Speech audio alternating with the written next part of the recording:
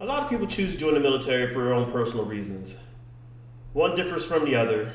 Everybody's reasons are for their own personal gains or achievements, or to follow, a historical journey, or follow suit of a family member. But what happens if you go into the military for one cause and that cause or that reason goes away? Education benefits. Let's talk about that.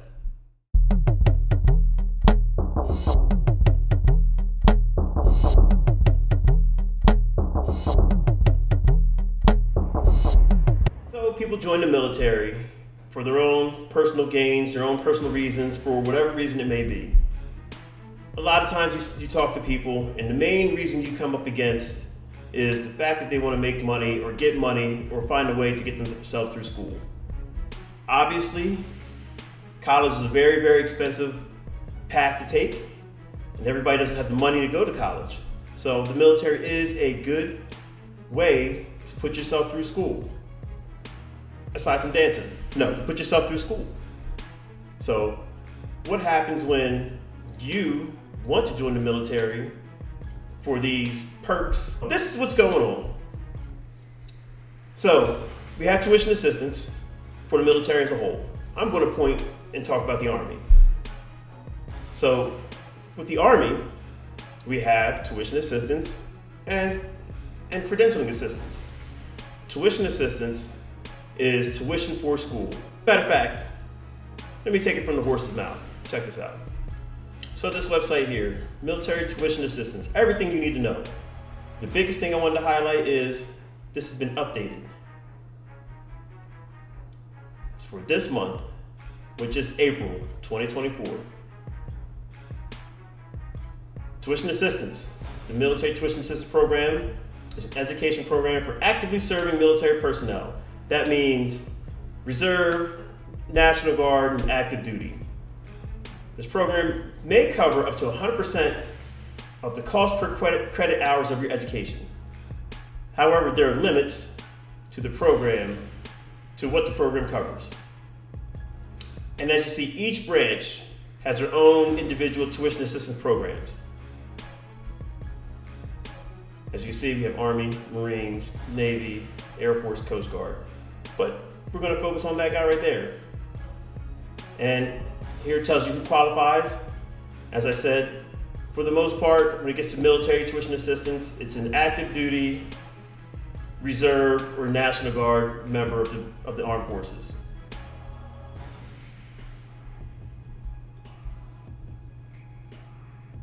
And it's a very, very good program. Now, the part we want to look at is, this is the part why people are joining the military to get.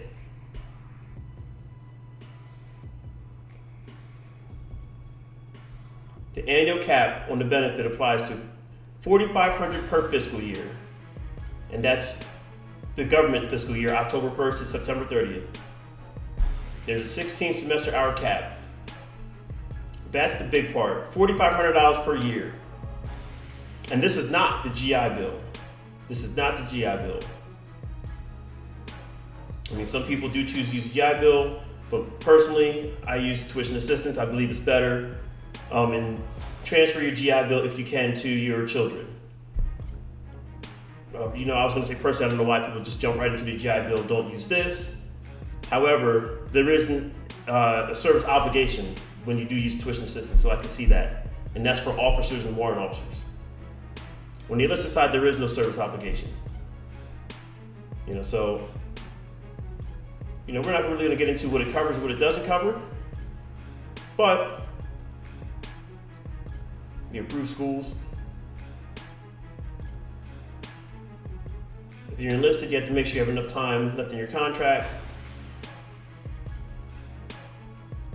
and so forth. But what I want to talk about that has been an issue and it's come up again, and it's a little bit louder, is the Army tuition assistance.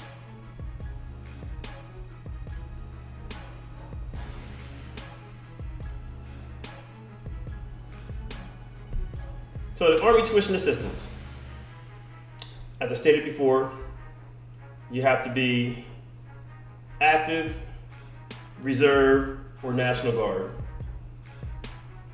And I told you the service obligation for active duty officers, it's 2 years. For reserve officers, it's 4 years. So on the warrant officer side, hence the officer side, we have a 4-year we call ADSO, additional service obligation. And you'll see why I'm telling you all this. You'll see why in a minute. What can tuition assistance be used for?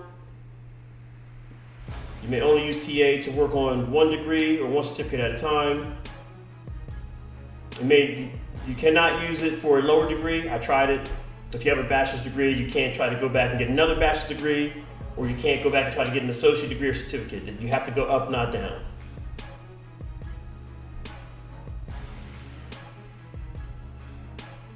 Here's the annual cap.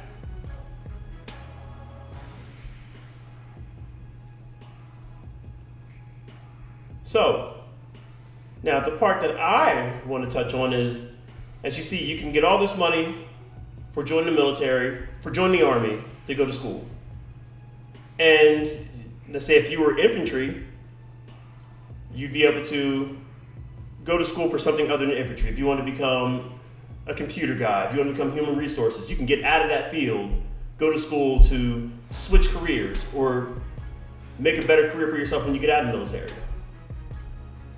However, now we're dealing with this. They're talking about cuts in tuition assistance and educational benefits. Now let's look at this right here. This is the big part, what they're looking at. So you thought you were joining the military to get all this money to go to school, to make your life better, and you have this obligation.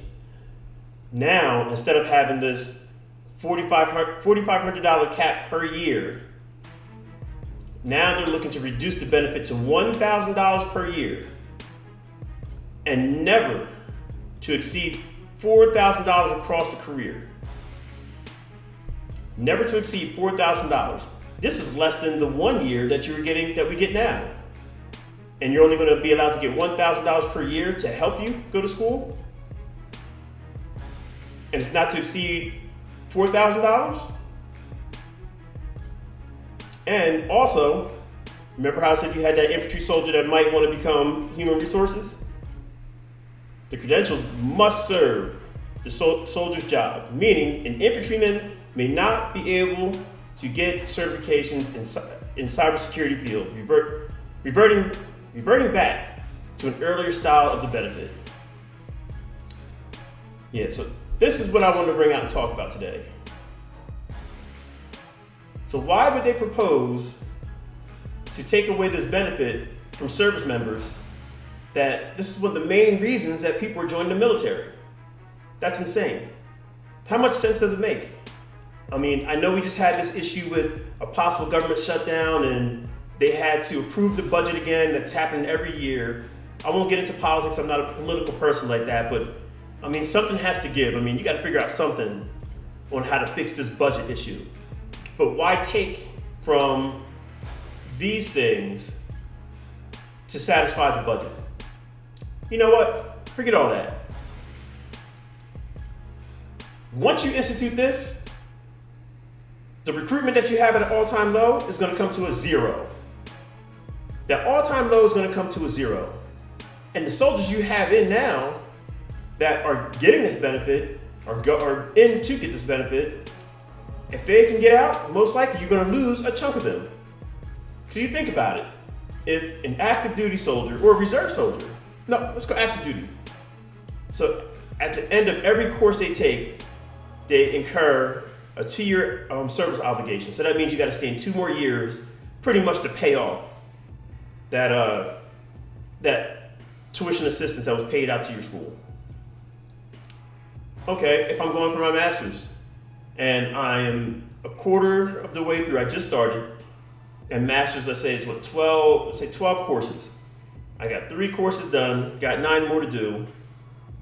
If I'm going to try to go through this whole thing, for the most part, you at least had me for almost 9 more, let's say even 6 more years if I don't really try to cram through it.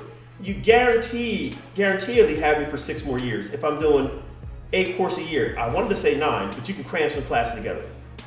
Then, when I get done with that last class on the 6th year, then I owe you 2 more years. So it's a guaranteed 8 years. Guaranteed 8 years you can have somebody still in the military with the obligation that can't get out, that you have them nailed down, that you have them stuck in the military. But now you're going to do it to where it's $4,000 across a lifetime. So $4,000 and it's only $1,000 per year. So if they do the $1,000 per year, so you'll get them for 4 years, maybe 6 years, then they're out. And honestly, that's not even worth it. That's not even worth it. So the people who have just started their college and they owe 2 more years, it's like, you know what? There's no reason for me to stay in. I mean, I like getting the extra money, but I'm not getting the education benefit I wanted. So, I mean, they can go find a job and do the tuition reimbursement. So it doesn't make sense. Then how are you going to sell this to, as a recruiter, to try to sell this to recruit kids? Hi, my name is recruiter so-and-so. Have you talked about coming into the Army? You know, we have all these benefits, you know, like tuition. You know, we'll pay for your schooling. Only up to $4,000. And I look at you like, are you crazy? That doesn't make any sense. So I want to know what you guys think about this, because to me, this is insane. To make this cut. Now, I don't know what the other branches are doing. Like, from what I understand, the National Guard, Army National Guard, has started changing things too, to where you have to have 2 years in the Guard before you can start receiving the benefits, and there's certain things like that. And I'm not sure what the Marines are doing and the Air Force and the other ones. But this is what the Army's doing right now. And this is insane. I think we should all write to our congressman about this one. But nevertheless, this is what I want to talk about. I wanted to bring this to your attention, that this is a possibility this may happen. This has been proposed in the past, but now it's a lot louder than what it was in the past. So I hope this gave you guys some insight of what's going on. Leave, like, subscribe, and all that stuff. And I'll talk to you again the next time. Peace. Stay dangerous.